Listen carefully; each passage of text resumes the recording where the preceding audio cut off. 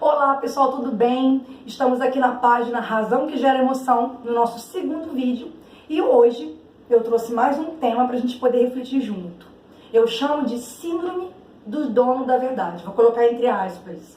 E para ilustrar esse tema, eu trouxe aqui a estátua do Siddhartha Gautama, também chamado de Sakyamuni, que lá no século V a.C. fundou o budismo. Para quem não sabe, eu sou budista, de Nichiren Daishonin, também chamado de budismo japonês.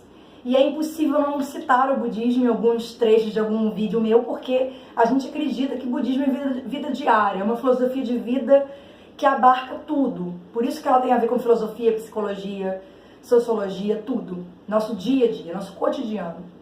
E aí o que acontece? O que o Siddhartha Gautama descobriu? Ele era um príncipe e um dia ele saiu do seu castelo, onde tinha todas as regalias do mundo, e viu mendigos, pessoas sofrendo. E aí, através de suas reflexões, ele percebeu, até porque ele era muito humanista, ele percebeu e chamou de 4 sofrimentos do ser humano. E aí eu vou fazer um link com o Siddhartha Gautama, dizendo que esses 4 sofrimentos não deixam de ser 4 verdades, certo? Ele chama de sofrimentos porque, na verdade, essas 4 funções, esses 4 fatos da vida geram sofrimento, costumam gerar sofrimento, né? E eu vou dizer que são 4 verdades porque ninguém pode fugir delas. Então vamos lá. A primeira, o nascimento. Aí você diz, ué, mas nascer é ruim. Não foi isso que ele quis dizer. Ele quis dizer que nascimento é um sofrimento, porque quando a gente vem para esse mundo, ele chama de mundo sarra, que é o mundo do sofrimento, a gente encara muitos desafios. O primeiro é respirar. A gente estava lá no quentinho da barriga da mãe e tenta respirar, e de repente vem um mundo novo. E a gente começa a lidar com desafios. E para quantas pessoas nascer e estar vivo já não é um grande sofrimento? A gente está sempre tentando não sofrer, mas é um fato. A gente nasce e começa a sofrer por escolha própria e porque são coisas da vida. O segundo, doença. O terceiro, velhice. E o quarto, morte. Aí eu te pergunto, são 4 verdades. Você nasce, adoece, envelhece e morre. Alguém consegue fugir dessas 4 verdades? Não. Para algumas pessoas, o nascimento, a doença, a velhice e a morte geram menos dor do que para outras. Tudo depende do grau de evolução espiritual, eu acredito assim. Para outras é mais sofrimento, enfim. Cada ser humano vai lidando de uma forma diferente. Mas que são 4 verdades absolutas, são. E aí vem o ser humano e começa a desejar, como todo ser humano, né? Incluindo todos. Até os animais, os seres vivos, a planta necessita do sol, enfim, todos desejam. Só que o ser humano tem uma forma muito peculiar de desejar. E ao desejar, ele vai criando verdades dentro dele, né? E essas verdades são importantes, porque na verdade são verdades que são convicções. Eu, como Aline, tenho as minhas convicções. Porém, desde a infância, ao lidar com a sociedade, porque ninguém, né? A gente não vai pensar na pessoa isolada, vamos pensar na pessoa que vive em sociedade. Ela vai lidar com o pai, mãe, a família, os amigos, a escola, certo? A sociedade que também tem as suas convicções. E é aí que começa o grande conflito. Porque o ser humano, a partir daí, ele já não sabe o que é a sua própria verdade, o que sua alma diz que é a verdade, convicção, e o que é a verdade do outro. E a gente começa a querer, através desse estado de vida, que eu vou chamar de estado de ira, quando a gente tem consciência do que está fazendo, né? Querendo que o outro seja exatamente como eu quero. Porque, na verdade, a gente não está percebendo que as nossas verdades não passam de ilusões. Até porque a gente muda de ideia, né? Vai passando um tempo, você fala assim, caramba, como eu queria ter a cabeça que eu tenho hoje no meu corpo de 15 anos de idade. Não é à toa. Então, nossas convicções, por que eu falo que essas verdades são, tirando as 4, né, que eu citei? Por que eu falo que essas verdades, elas são relativas? Porque elas vão mudando. E aí, torna-se muito injusto a gente achar que naquele momento em que eu estou convicta daquelas minhas verdades, o outro tem que ser do jeito que eu acho que devem ser. eu quero que o outro tenha a mesma religião que eu quero que o outro tenha o mesmo time de futebol que eu quero que o outro siga o mesmo caminho. Eu acho que as pessoas deveriam fazer aquilo. Eu acho que as pessoas deveriam fazer assado. Eu acho que as pessoas deveriam fazer cozinhado. Quando, na verdade, nem a gente consegue pra gente. A gente quer cobrar do outro. É sempre o outro. Ah, o outro não acha? Aí você chega, né, pra desabafar com alguém. Ai, porque a fulana devia, né, fazer isso, né? Devia fazer aquilo. Eu chamo de sociedade Big Brother. Né? Eu não costumo assistir, não curto, coisa pessoal minha. Mas como que esse programa Big Brother arraiga a sociedade? E eu vejo as pessoas revoltadas, como que alguém consegue assistir esse programa, né? Mas na verdade é muito interessante o Big Brother. Tá ali o cerne disso, as verdades, né? Confinam pessoas dentro de uma casa e ali elas vão manipulando, porque é como se fosse o que eu expliquei da sociedade, ditando as suas verdades, para que ganhe dinheiro, né? Gera um motivo para se competir, mas ao mesmo tempo não pode ser competição. Acho muito interessante quando alguém, um dos participantes vai no confessionário, senta e fala: ah, eu vou votar no fulano pelo jogo. Aí o outro: eu acho injusto votar pelo jogo porque cadê a amizade, né? Então se mistura as coisas. É um jogo, mas não é um jogo. E é muito interessante quando tem entrevista, né, nos comerciais. Quem que você acha que tem que ir pra fora da casa do Big Brother? Ah, eu acho que é o fulano, porque ele é muito falso. Ele é muito... tem que ir embora, ele cria confusão.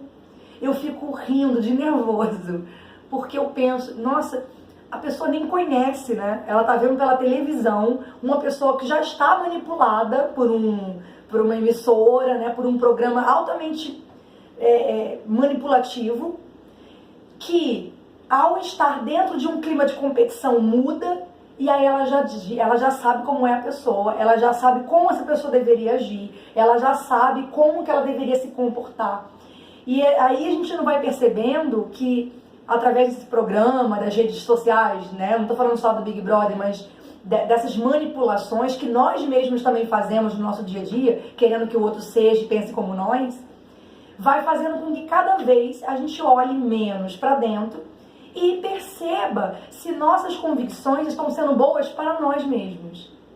Então, tem alguma coisa por trás disso. Quando alguém começa a vomitar, não tem outra palavra, que o fulano tinha que fazer isso, aí entra no Facebook e manda indireta, porque as pessoas deveriam fazer assado. Pode crer que tem coisa por trás. Tem muito sofrimento por trás. E por que não dizer um dos sofrimentos que Siddhartha Gautama citou, que é a doença. Parte da nossa sociedade, os psicólogos, filósofos já têm falado muito sobre isso, está muito doente, mentalmente falando. Eu adoeci durante um bom tempo. Né? E antes que você diga: Aline, mas você está aqui também ditando a sua verdade, você está fazendo um vídeo no Razão que Gera Emoção para querer dizer para mim o que eu devo fazer. Não, eu quero dizer para você como que através da minha experiência eu consegui perceber que não vale a pena se sentir dono da verdade o tempo inteiro. E por que o tempo inteiro? Porque não adianta achar que as pessoas são iguais o tempo inteiro. Por isso que o budismo até fala sobre os estados de vida. É o tema do nosso próximo vídeo, inclusive. Tem 10 estados de vida. Muito interessante. A gente se percebe dentro desses estados, né? E aí o que acontece? Estado de vida é algo que muda, é mutável. A gente não pode achar que a pessoa é daquele jeito e acabou. As pessoas se transformam. Algumas com mais velocidade e outras menos. Mas o que acontece? Quando a gente está nesse estado de vida, de se achar dono da verdade, você pode ver que é a hora que você menos está feliz com a sua vida. É a hora que você menos está satisfeito com os seus pensamentos, você vai dormir, aí você quer dormir logo porque vem muita culpa na cabeça, vem muita angústia, aí vem a insônia junto, porque aí você acaba não dormindo, né? É nesse estado de vida conturbado que você mais vai dizer para o outro o que ele deve fazer. Esse silêncio é porque é muito objetivo e lógico esse pensamento, concorda?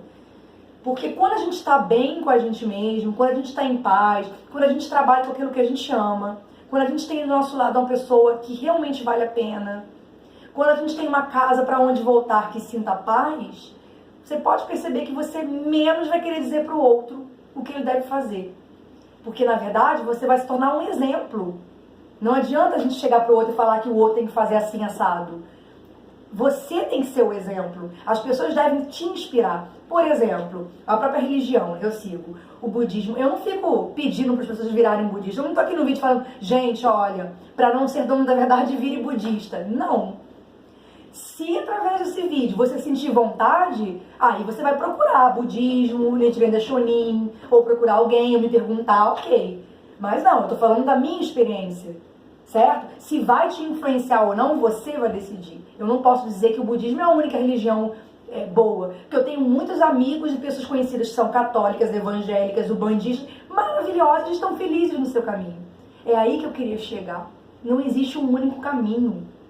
Cada pessoa tem um caminho próprio. E respeitar isso é muito importante.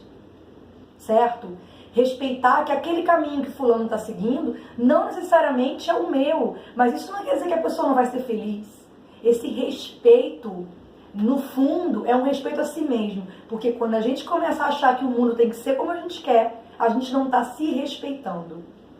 A gente não está percebendo que, na verdade, o caos está aqui dentro. E não adianta olhar e achar que o caos está fora. Ah, eu tô assim porque a fulana fez aquilo. Eu tô assado porque... Certo? Não adianta. Eu sei que, no fundo, você sabe disso. Mas é difícil, né? É difícil entrar em contato com esse fato que mexe tanto com a gente. Por quê, né? Que é tão fácil olhar para fora e olhar para dentro não. Porque dói, não é simples se transformar. Eu consegui, não só através do budismo, mas através de, até minha psicóloga mesmo sempre falou que, Aline, você tem muitos recursos internos. Eu procuro acessar esses recursos internos para pensar numa palavra que é chave para transformar essa síndrome de dono da verdade em todos nós, né? Que é a empatia. Quando eu comecei a aprender a me colocar no lugar do outro, que eu gritava, eu batia na mesa, tem que ser assim, ou eu me afastava das pessoas e eu via que não adiantava. Eu me afastava das pessoas e quando eu ia para outros relacionamentos, a situação tava lá, porque tá dentro. Não adianta você mudar de casa, de país, porque quando é aqui dentro, amiguinho, não adianta. Vai estar aqui dentro até que você decida enxergar, certo? Como esse Buda que tá aqui, aquele tá mais escuro, ilumina, né? Quando a gente passa a iluminar, o que é iluminar? É levitar? Besteira, gente. Ninguém levita. O ser humano não levita. A ideia de levitação, na verdade, é elevar o estado de vida para um estado de vida iluminado, de sabedoria, de conseguir se colocar no lugar do outro e perceber que aquilo que você vai falar para o outro vai falar mais sobre você. E aí é muito interessante pensar nesse sentido, porque Aline, mas aí a gente tem que falar a verdade para as pessoas. Tá, temos. É melhor ser verdadeiro do que ser mentiroso. Mas a gente deve perceber primeiro, como eu percebi. As pessoas estão pedindo, na minha opinião, elas vieram até mim pedindo ajuda para que de repente com a minha experiência pudesse lhes servir de alguma forma. Ou eu tô falando porque eu acho que, é sempre assim, né? Não, mas cuidado, hein? Você tá fazendo errado, certo? Então, falar a verdade ao outro precisa passar, a minha experiência diz isso, porque foi quando eu consegui melhorar e não ficar nesse estado de vida constantemente. Precisa passar por alguns pontos, que é quando falar essa verdade, como falar essa verdade. Porque a gente às vezes consegue tudo o que quer quando sabe falar com a pessoa, com o coração da pessoa. Gritar não vai adiantar, mandar indireta no Facebook não vai adiantar, certo? E uma outra coisa que eu vou falar que é muito, muito louca é deixe as pessoas serem quem elas são. Por que incomoda tanto como as pessoas são? Deixa as pessoas serem como elas são. Quando eu caiu a ficha disso, aliviou muita coisa. Aliviou muita coisa. E é engraçado que eu parei de achar que tinha que dar opinião pros outros, que eu tinha que dar conselho, e começaram a querer orientações minhas. Aline, você é budista? porque, né, eu queria saber mais sobre, ou seja, eu não preciso chegar e falar, olha, gente, é a verdade absoluta e acabou. Não, pra mim funciona, tô explicando aqui pra você, que funciona pra mim, dessa forma. Quem sabe você através disso não pode procurar um outro caminho, ou esse seja o caminho, enfim, certo? É pra deixar claro e legitimar o que eu falei lá no início do vídeo. Essas verdades, além das 4, nascimento, velhice, doença e morte, são efêmeras, são verdades relativas, não são absolutas. São verdades que a gente constrói dentro da gente, através do pensamento de outras pessoas, de filmes, enfim, do mundo que nos cerca. E de repente vai passando o tempo, a gente vai amadurecendo e isso vai mudando. Hoje mesmo eu criei uma frase que é assim: amadurecer é quando eu vejo X como X e não como Y, que é o que eu achava que era o tempo inteiro.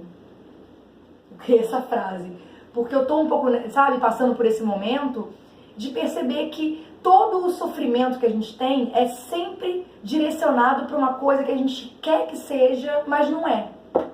Ou que é, mas a gente quer que seja diferente.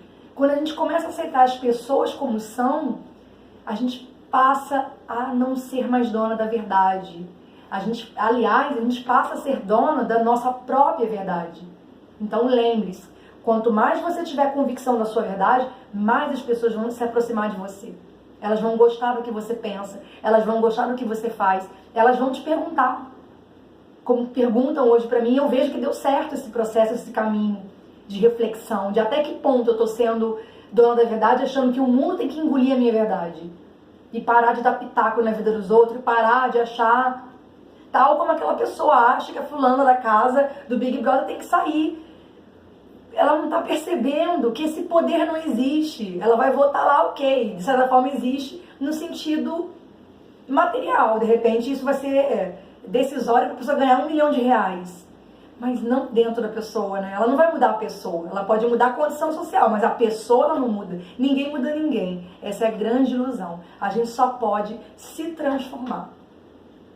Aí sim, quando a gente se transforma, a gente passa a ser um exemplo para o mundo.